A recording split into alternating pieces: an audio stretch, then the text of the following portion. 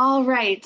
Good morning, good afternoon. Welcome, everyone. Thank you for joining us for today's UN Global Compact Academy session, SDG Ambition, Your Questions Answered.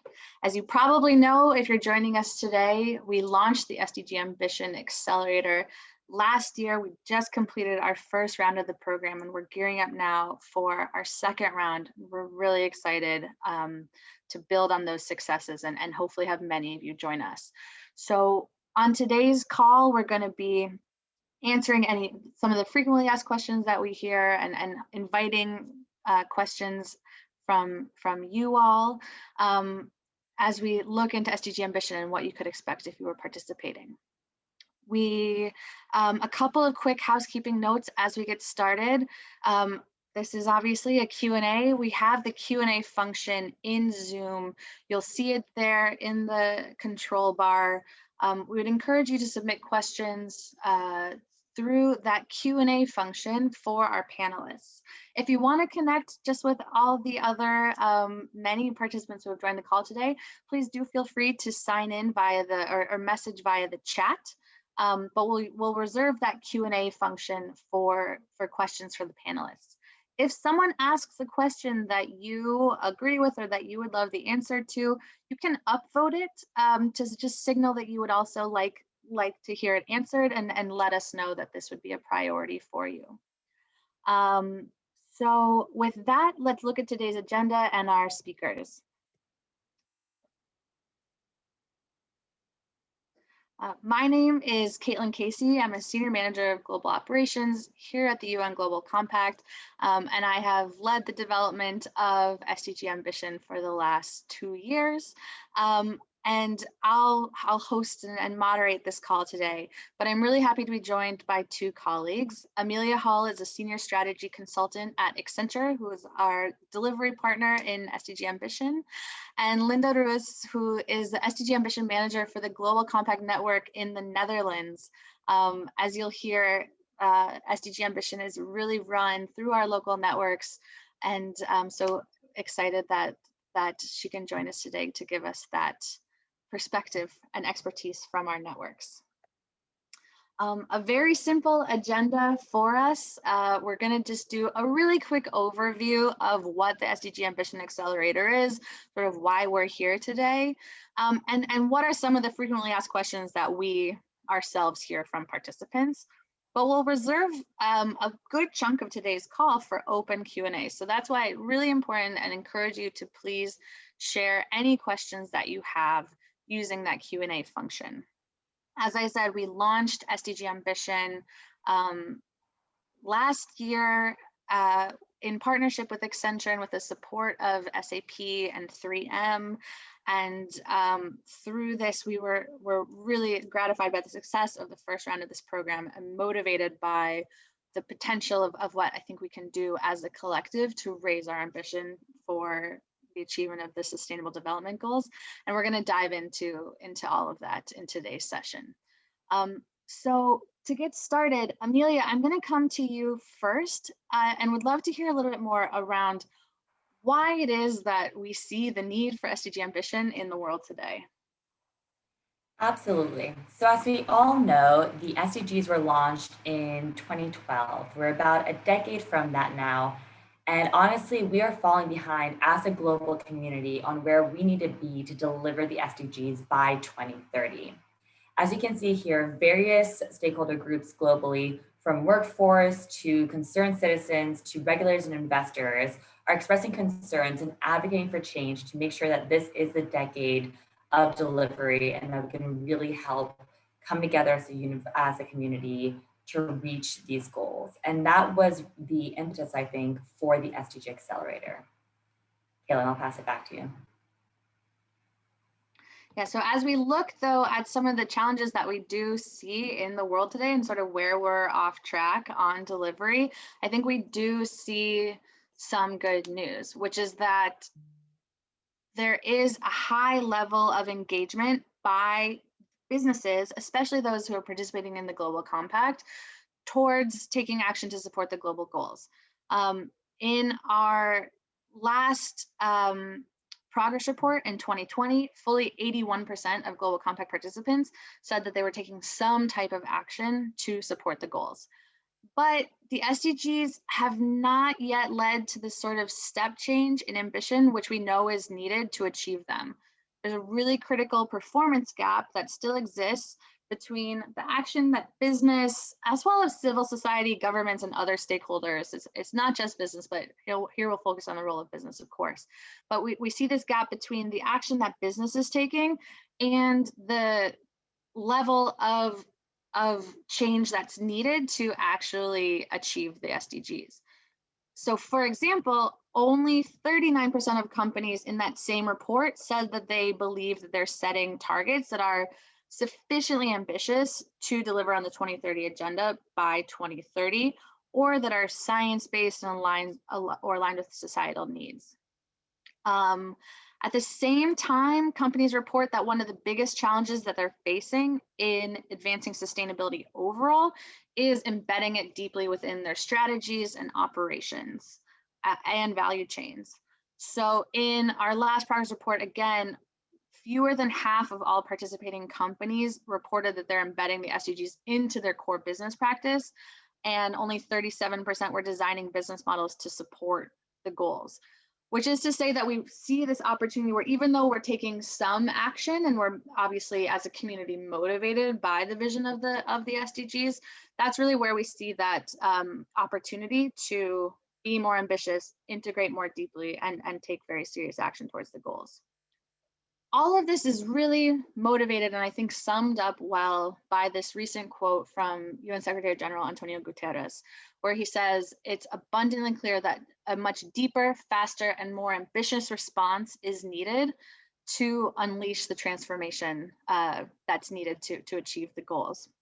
So I think this has been a really motivational quote and call to action from the Secretary General for us to say that we need to be more ambitious in our strategies to achieve the goals, go deeper in our implementation and integration of those goals across our entire organization, and work to speed up, accelerate our progress in those regards.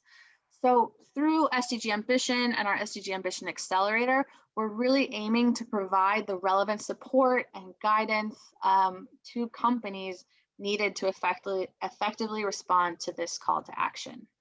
I'm going to turn it back to Amelia now to tell us a little bit more about how we have worked to define the level of ambition needed. Absolutely. So underlying this call to action that Caitlin just described, we started coming up to, we collaborated with the UNGC to come up with these SDG ambitious benchmarks. So we developed an initial list of 10 SDG ambition benchmarks to challenge organizations to set more ambitious goals and targets in areas where business specifically is positioned to have a substantial impact. For example, you can see here the 10. I'd like to call attention to things such as gender balance across all levels of management, 100% sustainable material inputs that are renewable, recyclable, or reusable, and 100% of employees across the organization achieves a living wage. In order to come up with this initial list of benchmarks, we took 4 steps. First is we identified areas where business action will be vital for achieving the SDGs by 2030. Second is we research existing goal-setting practices and pull from best practices when it comes to current metrics, benchmarks, and scientific evidence, and further refine these benchmarks and the underlying reference sheets to with over 100 experts across the UN, Accenture, and the larger ecosystem. Third, we focused on the areas that were very broadly applicable across industries and geographies. And finally, we really selected areas that could be framed in an absolute manner with clear quantitative measurements. We hope to add to this list over time as science evolves and consensus is reached in other areas such as human rights, biodiversity, et cetera, on the establishment of absolute thresholds. Now, I know that these benchmarks are not going to be easy to achieve. However, without absolute concrete benchmarks that every company can strive towards, the incremental progress that we are seeing today is not sufficient to meet the challenges that we need to meet. Therefore, we hope that these ambitious benchmarks will inspire companies to move from incremental action to more transformative action and stretch themselves to set goals at the level and ambition level that is needed to really deliver on the SDGs. Next slide, please.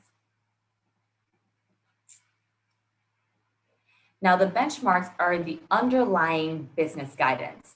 However, as I mentioned, it's not going to be easy to reach these benchmarks. And that's where the accelerator comes in. Through this 6-month program, we can help guide you on how to set ambitious goals and targets, how to come up with an integration approach and plan to really put these in place, and how to leverage innovative and emerging technologies to take concrete action. This inclusive approach can be applied globally to companies big and small to raise the level of ambition across all. By setting ambitious corporate goals that are aligned with the level of ambition required to meet the SDGs, we can unlock the acceleration necessary to achieve the SDGs and foster collaboration across the supply chain and among all our peers. Next slide. However, I realize I have been speaking a lot about what the accelerator can do generally for the world. So I want to speak about what the accelerator can do to help you and how you can benefit from it. Essentially, the accelerator is an opportunity for companies to think strategically and prioritize what areas they can have the most impact in, set goals aligned to those priorities, and create a plan of action to really operationalize these goals. During this 6-month program, you can expect to do 4 numerous actions, but 4 I'd like to highlight here is 1, strategically prioritize current or potential actions that you can take. 2, set internal targets that align with absolute benchmarks to spearhead internal transformation to keep you accountable moving forward. 3, learn how to approach sustainability management holistically and how to create underlying business systems that help you take action and track progress to keep you accountable. And 4, how to build the business case to help generate buy-in from various stakeholders within the organization and externally to be able to take concrete action. Coming out of this program, we hope that every company will have at least 1 new or revised goal that aligns with the level of ambition set out by these benchmarks, coupled with an integration journey guide and plan of action that outlines concrete steps that you need to take to be able to practically implement and achieve the goal that you select. Going into the logistics, I'm happy to pass it back to Caitlin. Thanks, Amelia, for that understanding generally of SDG Ambition. We wanted to dive in here a little bit more to the structure of the program and what you could expect in participating in the accelerator. The content is divided into 3 modules over about 6 months. For the most part now, we'll be doing the program still completely virtually, which means that you're able to join from anywhere. Which has been honestly a great benefit we didn't foresee of really opening access to the program. But what that means is that where we have live workshops, we really want to dedicate our time to that opportunity to collaborate both with your peers internally and others participating in the program. So that means that we do most of the content delivery and learning through on-demand sessions that you can watch on your own time, mixed then in with live facilitated workshops that are supported by Accenture throughout those modules. So first we look at the role of goal setting and prioritization of the SDGs and the SDG Ambition benchmarks. That's module 1. There's 4 on-demand courses. Each on-demand course is around 20 to 30 minutes max that you watch on your own time. A facilitated workshop is more like a 2 to 2.5 hour session. In module 2, we begin to focus more on the metrics that you would be identifying to support the achievement of the goal and how you would be building an internal business case for taking action on this ambition benchmark. And then in the 3rd module, we begin to look more at that concept of integration and implementation of the goal across your core business practice and building that pitch. How do you really sell the story of what you're doing? So what you see is that over the course of the program, there's about 8 on-demand courses and 7 or so live facilitated workshops, and it's going to look slightly different depending on the local network, but that's more or less what you would be anticipating. For this second round, as we look at the timeline and sort of where we are within the accelerator, right now we're in the midst of company signups. You can leave this webinar and sign up today if you want, but definitely sign up by the 30th of September. And then as we move into September and October, we'll do a virtual onboarding meeting. You'll start to get access to some of the materials and things that you should know as you'd be participating. And then we'll really kick off the program starting in, again, depending on the track that you're running, you can expect to have 1 to 2 workshops towards the end of 2021, and then the remainder of the program in 2022 through the end of April. We're really excited. We have, hopefully many of you will have attended the Global Compact Leader Summit this past year in June. We really have that Leader Summit this coming June as a milestone for the program to highlight the outcomes and shine a spotlight on those companies that participated. So that's sort of how the year looks for the second round coming up, and excited hopefully for many of you to join us. I see some great questions coming into the Q&A. Some of them we're going to be answering here now in these in this next section, where we're going to highlight some questions that we hear frequently, but please do continue to submit them, and we'll be getting to them. So with that, as I said, we're going to look now at what are some of the frequently asked questions that we hear from participants or that networks have been hearing over these last years. But wanted to first shine a little bit of spotlight on generally what did participants of the first round of the accelerator say about the program now that we have that behind us. So Amelia, would you mind giving us a little summary of how round 1 went? Absolutely. So as Caitlin mentioned, we recently wrapped up the first round. It was from January to June of this year, which was a big, exciting accomplishment for many of us. So in this pilot round, we had over 600 companies across 65 countries participate.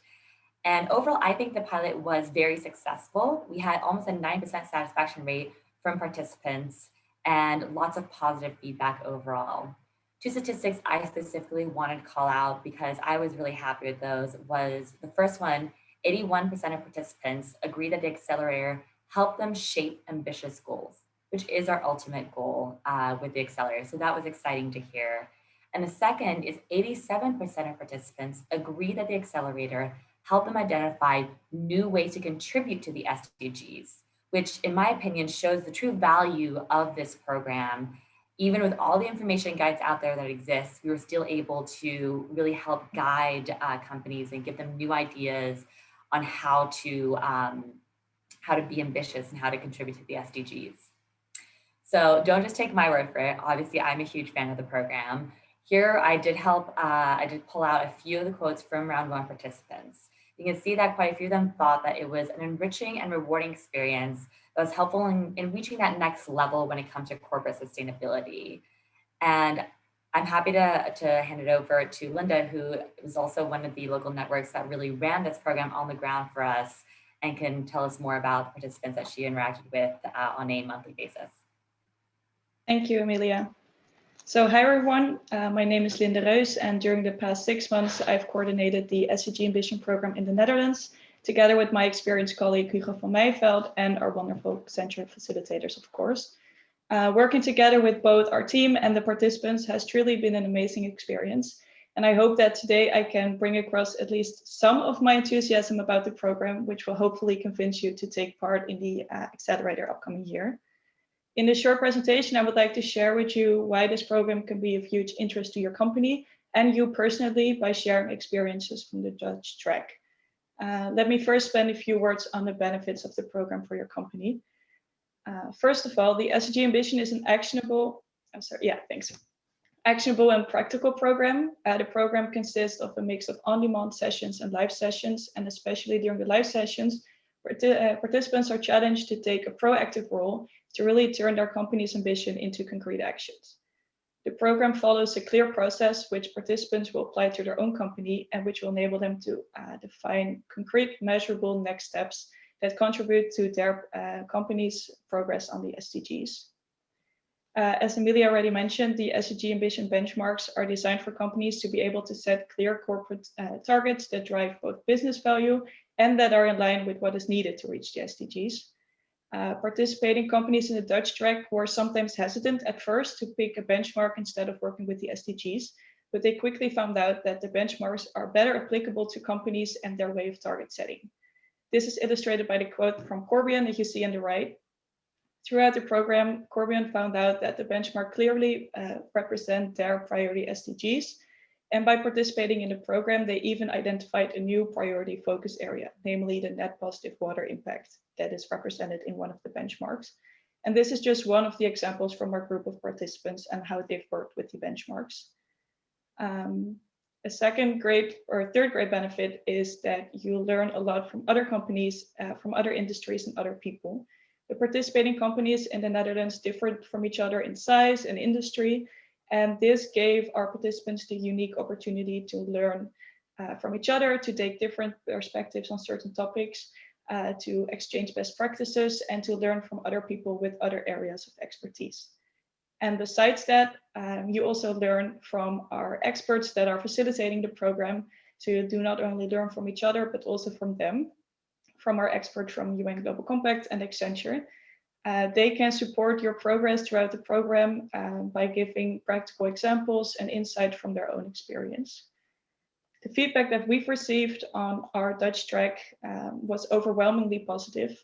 The program has challenged our participants to think outside the box, and it helped them to identify new impact areas, to set clear and ambitious goals, and to gain a better understanding on how to analyze impact and track progress with regards to the SDGs. But the program is not just beneficial for your company, but also for you personally. If you could go to the next slide, Caitlin. Great, thanks. Don't just take my word for it, but our participants from the 20 participating companies from our track indicated that being part of the SDG Ambition is a really fun experience with a lot of personal benefits for the participants themselves. And I'll quickly touch upon a few of them. By participating in the SDG Ambition Accelerator, you gain a lot of valuable knowledge on current important sustainability issues and challenges. And the things that you'll learn will be valuable to you for the rest of your career and the rest of your life.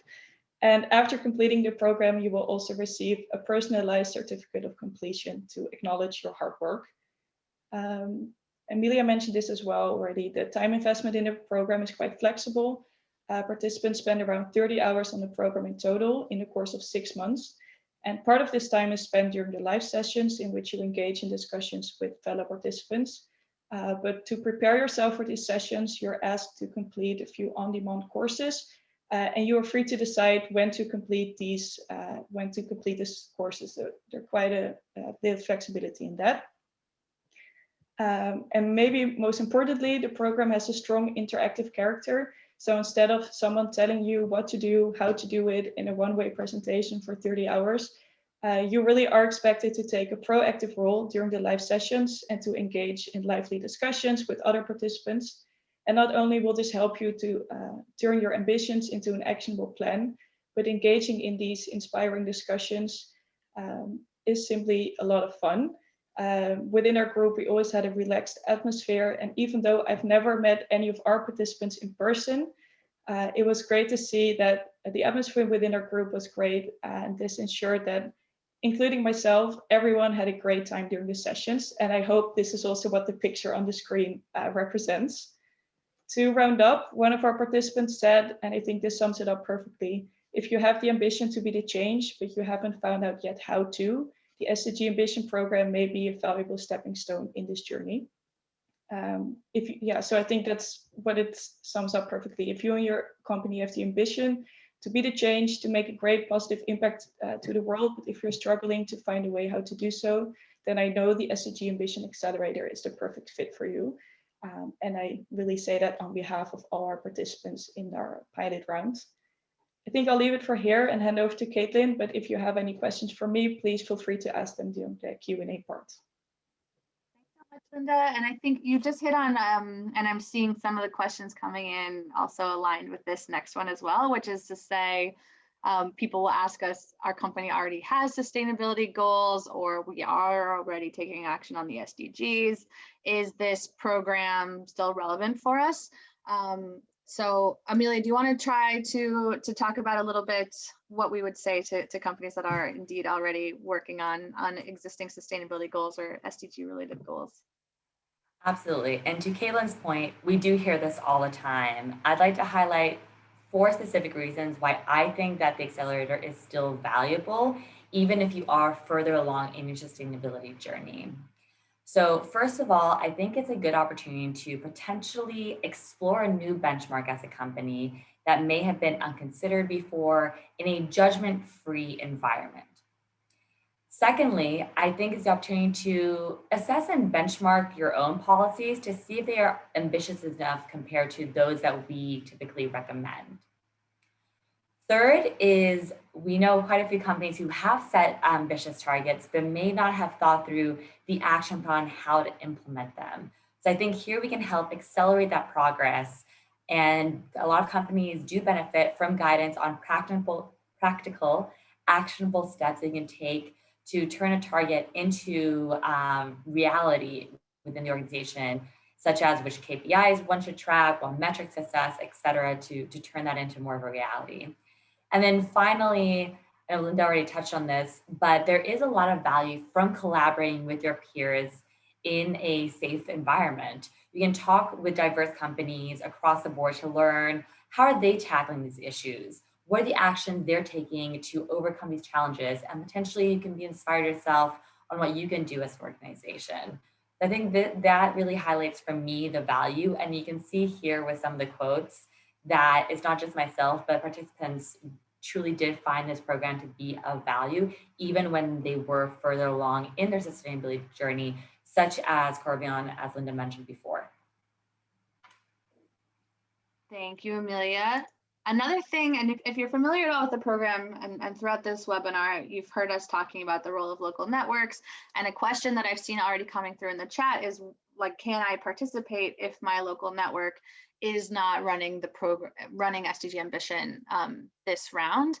And the answer is yes. We do offer a global track, which is totally virtual for those companies who want to participate where their local network, or perhaps they're based in a country that doesn't have a local network, or if their local network is not running it for this round.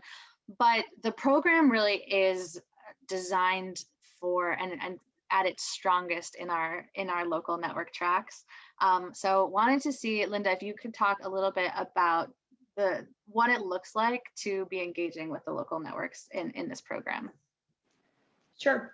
So as you mentioned, the SDG Ambition is hosted in different local tracks. So we had our own local track in the Netherlands, and it was facilitated by a team consisting of local network staff, so me and Hugo, as I mentioned, and our local Accenture facilitators. And I think the facilitation of the program is really a team effort. So the local networks facilitators are the ones mainly communicating with the participants, serving as a first point of contact. So I think that's also really helpful if you already quite know the local network and you can communicate with their staff and their team members.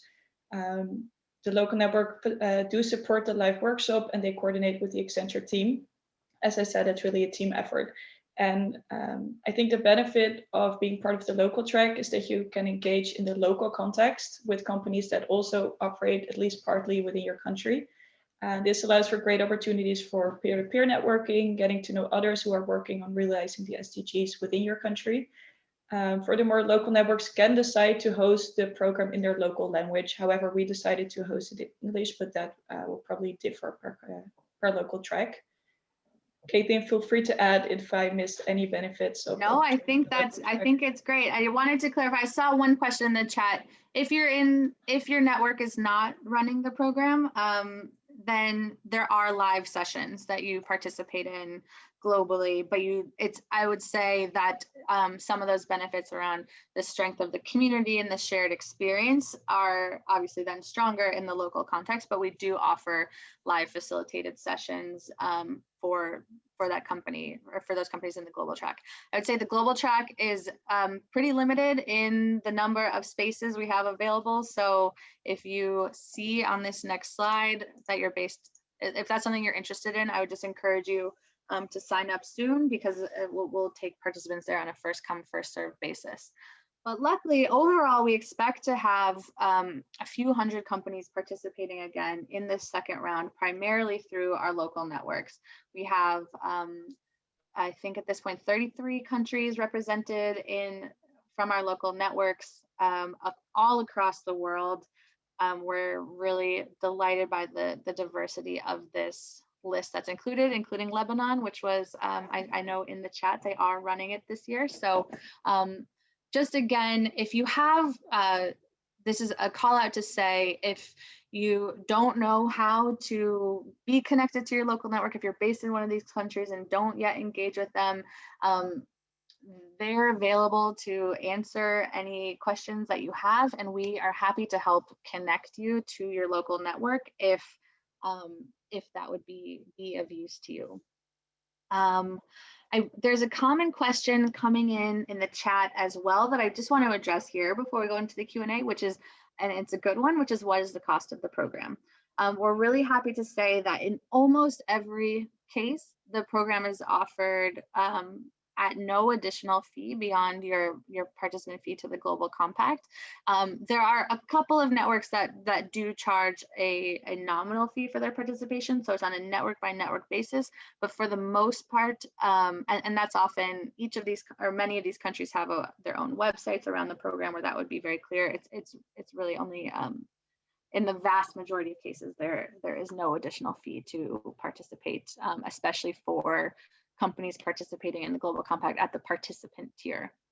In some cases, signatories might have a small fee. So just wanted to clarify on that one. Then the next common, so if my colleagues could clear out the cost questions too from this, just so I don't get lost as we look at this.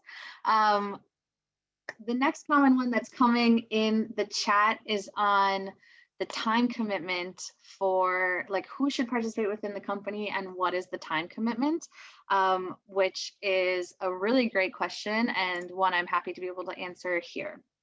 So on who should participate, for every company that's signing up, we're asking you to identify 3 people. The first is the SDG champion. That's really like a sponsor of the program, someone more senior, ideally C-suite or responding into C-suite, who's sort of like validating that goal setting is a big deal. We want you to be connected to the strategy. We know it's a serious undertaking. And so just having that SDG champion is really someone who is there to support you, cheer you on, and make sure that you have that sort of institutional backing as you participate. There's not really a strong time commitment from them in any way. They may join some activities if they so choose, but it's more on that internal side that they would be engaging. But we do encourage companies, as they join the program, ideally to have 2 representatives. This is who these 2 people are is going to look a little different depending on the way your company is set up. But typically we would see one person who's from what's traditionally been like a sustainability type role. So they likely have responsibility for prioritization of the SDG agenda, perhaps have a strong role in goal setting, but just generally are sort of a voice of sustainability and an advocate for sustainability initiatives within the company. That's typically like a mid-manager type level person from ESG or potentially strategy. The second, and this is where we get a lot of questions on who the person that's from sort of systems or technology is. This is where there's a lot of diversity in who it could be. But that would be someone who, as part of their team, would take the lead on assessing the technologies that you currently have in place, the data visibility that you would currently have, and they would help think through what changes might need to happen at the organization level to operationalize the measurement and KPIs of those goals in the business systems. So again, that can be that looks really different. It might be from analytics or M&E, IT, even in some cases this might be strategy, but someone who sort of has a bird's eye view on the way the system is organized and where operationalization comes into play. The reason we encourage 2 people is that it's, I mean, one, then we're covering those sort of foundational elements of the program overall that Amelia described earlier, but it also gives you a teammate and partner and collaborator and to bounce new ideas off of, to think creatively, identify innovative solutions. And sometimes it's also a chance to bring along a colleague that maybe hasn't understood how sustainability could relate to their role, but is potentially interested. So that's our recommendation, is for this two-team structure. As Linda said, it's about a 30-hour commitment over the course of the accelerator, mixed between those 2 to 2.5 hour live sessions and the 20 to 30 minute on-demand courses. And then what's going to be a little bit different, so we can't say for sure, is that there's, you know, some different activities that you can also do on your own time. So you have some companies will just look at it and think about it quickly before they join. Some might really dive into it. So some of it will, the time expected will vary depending on the participant, but overall you can expect about 30 hours total over the course of that time. The sessions then, those live sessions are held about every 2 to 3 weeks. So that's what we would say, like the rhythm, and with breaks.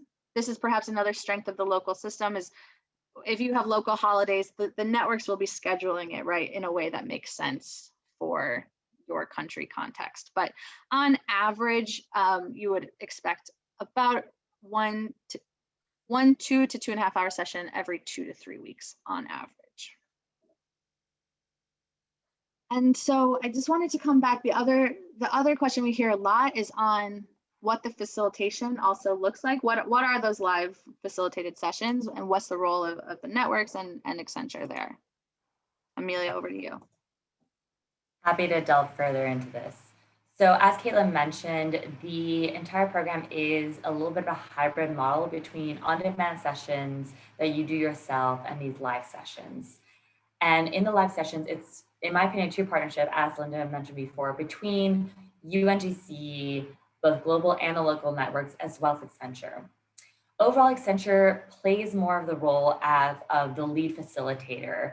We have facilitators worldwide that lead the workshops in every country or in every track that we have going, as well as SMEs who contribute in the workshops to really be able to provide that support and answer questions as they pop up. The local networks take a little bit more of the role of coordinating in-country engagement, communicating a lot of the logistics and program requirements, and being the primary point of contact should any questions arise from participants or feedback, etc. So typically we play a little bit more of the facilitator role, the local networks more of the coordination role, but we do truly work hand in hand to make sure that it's a seamless, engaging, and fun experience for you all. I think with that, we are ready to open it up to questions more broadly. Yes, we are. Thank you so much, Linda and Amelia. And what we'll do now that we're entering this Q&A section, I've been reviewing what's coming in. We'll answer as many as we can in the 20 minutes that we have left together. So we should be able to get through quite a bit of them. I'm reviewing them and I'll share them with I'll either answer them myself or post them to Linda and Amelia to take. One that I want to start with, there's a common theme coming through, Amelia, that I'm going to come to you with, which is what's the role for a company that's like a service provider, including, and I'm just trying to view, there's a couple examples coming in, consultancies, fintech, e-learning, those sort of service providers. Is the program suitable for them? Absolutely. So I do see professional services and all types of different types of companies, such as what you mentioned, fintech, et cetera, really being able to benefit from this. We encourage participants to basically contribute and sign up for the SDG Ambition Accelerator to be able to set those benchmarks internally. And as I mentioned before, part of it is deciding where to prioritize your efforts. And every single company has an area where they can really prioritize efforts in meeting the SDGs.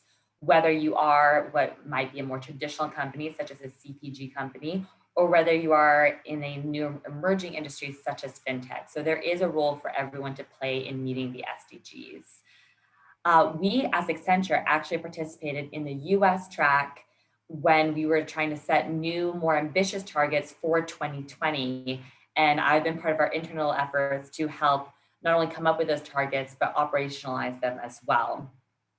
And as the curriculum is collaborative, I think it's a great opportunity for different types of professional services and other companies to learn from peers on how they would address certain of these issues and apply those concepts internally and for their own industry, and for a lot of industries to learn from each other. So I definitely think that there's a role for all. Thank you, Amelia. I think that's really helpful. And then another that actually follows on that is on the size of the company, like an SME or a startup or even a micro company. I know I'd love to get your opinion on this, Amelia, but overall, we do see that there's a role for companies, or the program's been designed to be as relevant as possible for companies of all sizes, sectors, and geographies. But for those companies that are SMEs or micros or even just starting out, what would you say to them? Again, I say this is a program for all.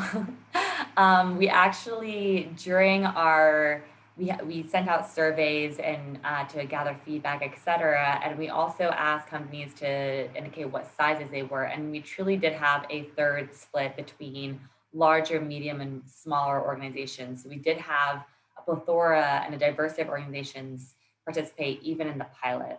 But for the smaller organizations, I go back to thinking about what is your impact, what are your priorities, or when you're thinking about taking action in the SDGs. So I truly think that as a small company, it won't look the same to you, and some of the actions that you identify, the pathways, the metrics, et cetera, that you identify as in your integration plan to operationalize this benchmark will not look the same as a larger organization. We've accounted for that. It's about creating a plan, and for us, it's really about guiding you on thinking through what are the exercises, what are those thought experiments on what you need to evaluate when creating that guide that is specific and it is for your company. And so I do think that companies of all sizes can participate because of the personalization aspect.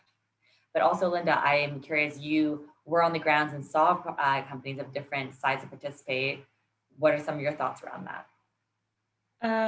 Yeah, I first of all, I agree with everything you said.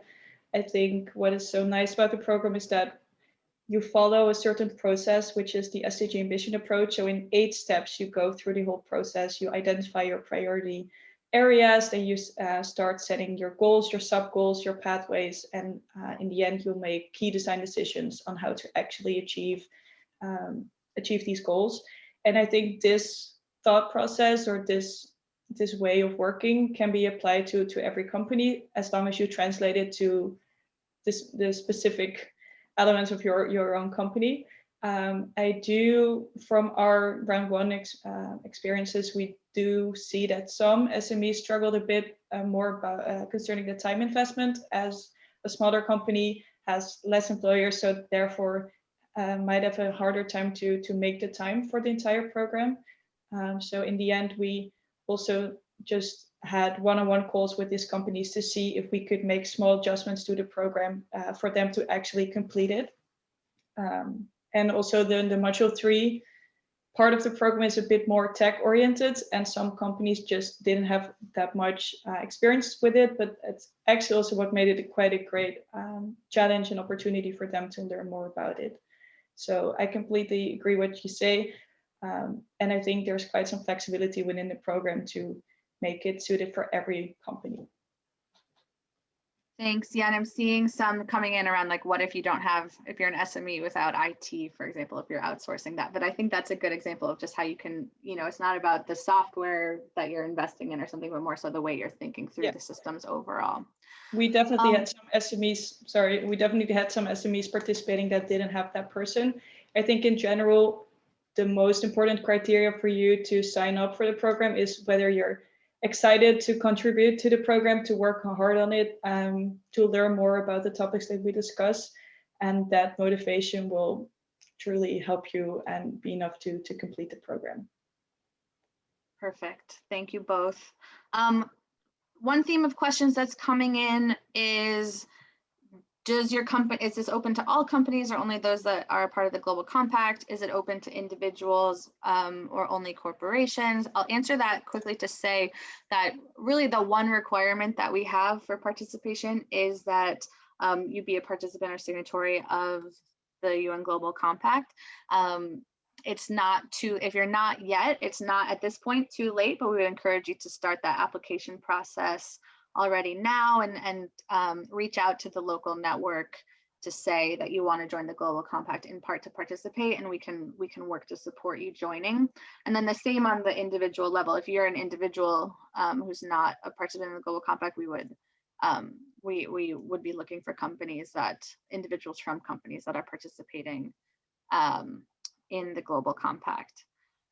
I have a really practical question, Linda, that I think you're well positioned to answer from the perspective of a network, which is someone saying, we already applied, but we haven't yet heard if it was successful. Can you share a little bit at a high level of, I know it looks a little different network by network, but more or less what's happening on your end from the network perspective as someone's in the application process and what they can expect from the user experience? So first of all, great that you already applied. I'm not sure in which network you of course applied, but what we're currently doing is setting the dates for our upcoming workshops, and the participants that already registered within our local track, we're planning on sending them a welcome email within the upcoming week, I think. And then we're glad to have you on board, and we'll, as soon as possible that you know when the workshops will take place, we'll get you set up with the program, with the platform that we'll be using for the program.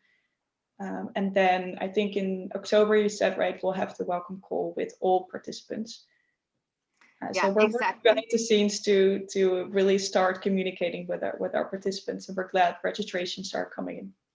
Exactly. So as networks will be working to approve, and then you'll start to hear from them in the next month or so. But hopefully you'll be hearing soon.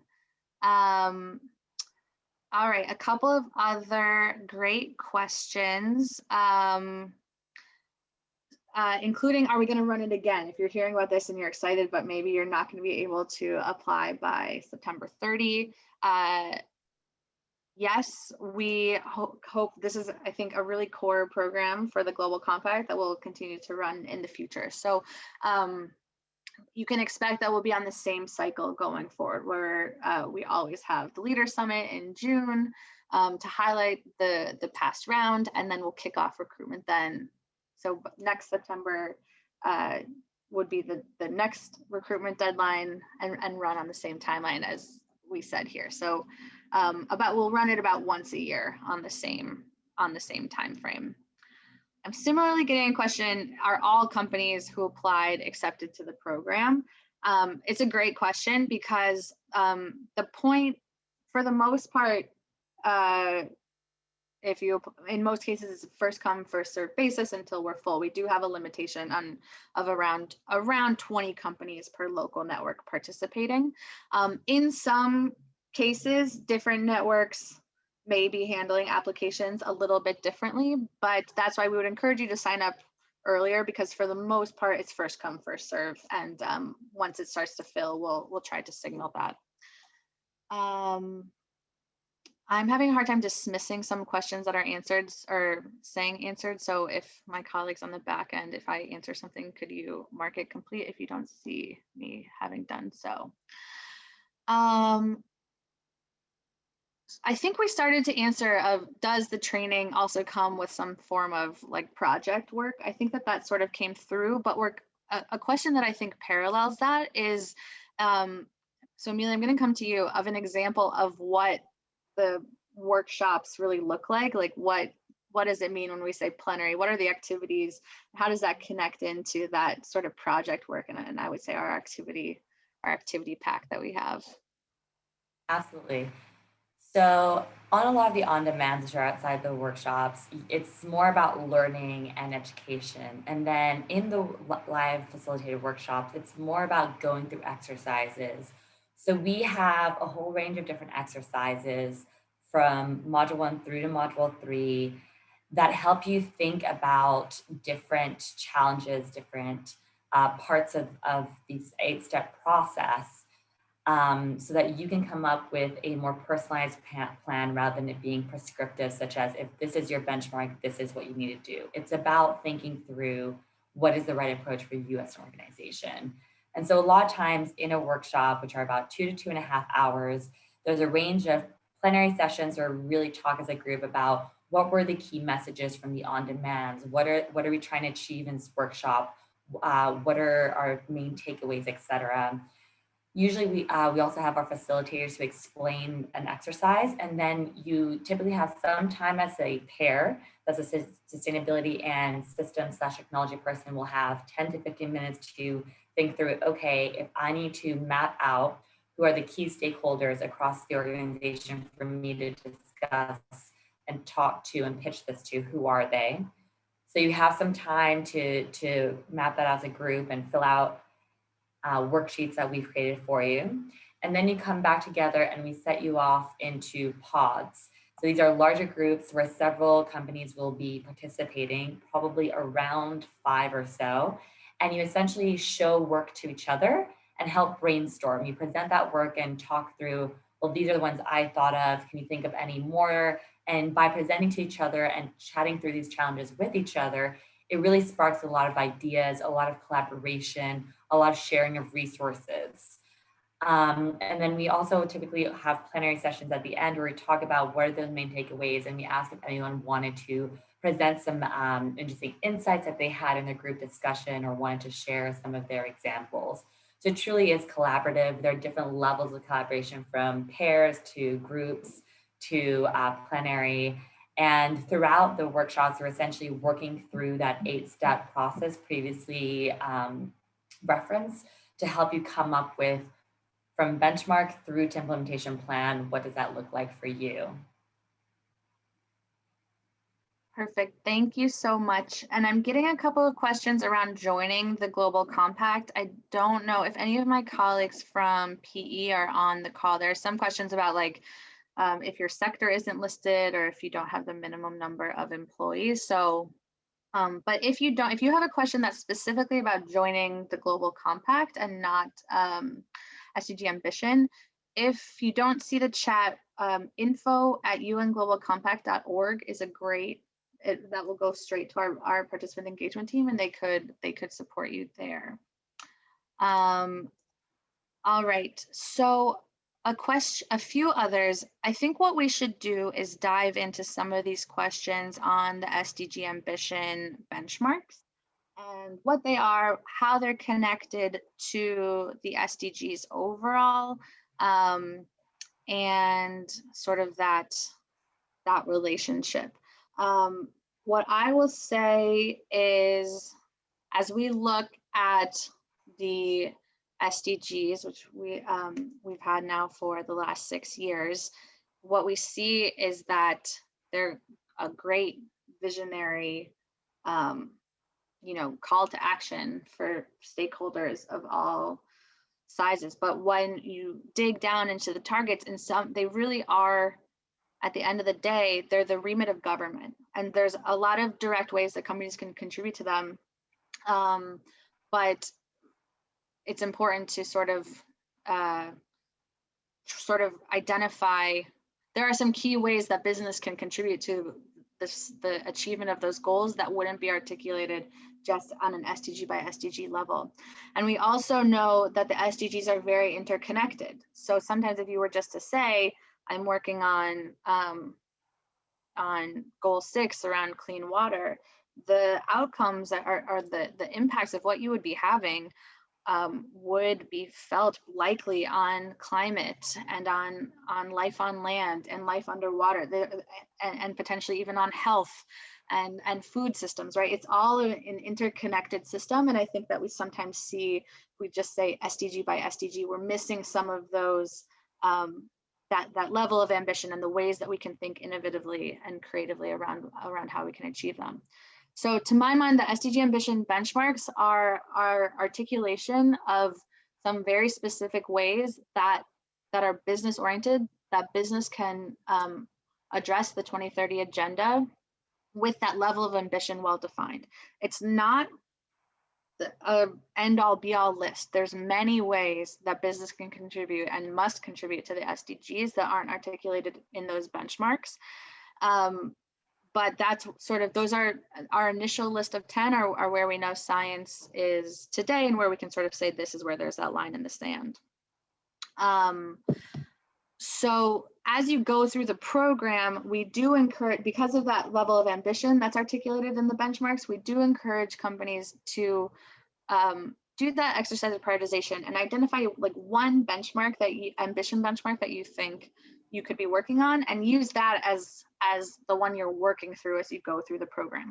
But the accelerator overall is a way of thinking. It's a process. It teaches you the steps and that you would need to think about to do goal setting across the SDG agenda on topics that aren't connected to the or that go beyond the benchmarks, all sorts of things.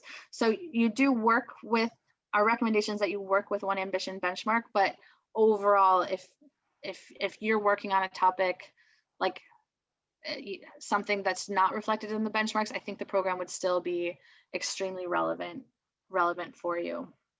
I see that we're getting close on time, but I think that also speaks to what you could anticipate as the outcome of the program, really what you would be walking away with, which is our recommendation is one new or upgraded goal for your company aligned with an SDG Ambition benchmark, as well as sort of the plan of action for how you would achieve it. So the full outlining of our SDG Ambition approach that Linda was talking about, and sort of a 3, 6, 9 month plan for what are the next steps after the accelerator has concluded to follow up with you.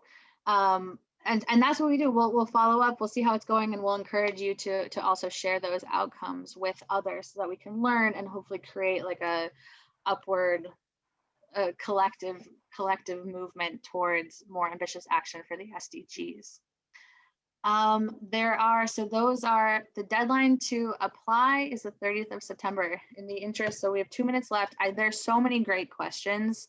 I think we've in spirit gotten to a lot of them, which I'm glad about. But I just wanted to say the next step really would be ideally to sign up by the 30th of September. But if you have any questions, we have a brochure, a frequently asked questions, the list of networks that are participating, the sign up form, all of that is available at unglobalcompact.org/SDG Ambition, including also our contact information if you have questions. And again, in a lot of these cases, if you are based in a country where the local network is running the program, the local network will be really well positioned to sort of to talk you through any question that you may have.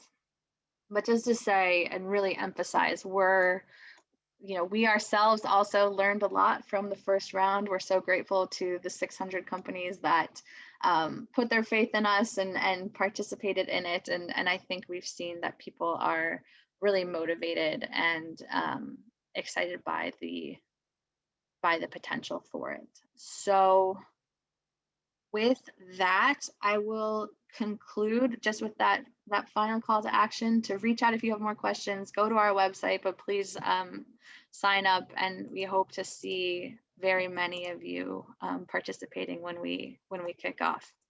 Thanks so much, and we'll be in touch. Thank you all.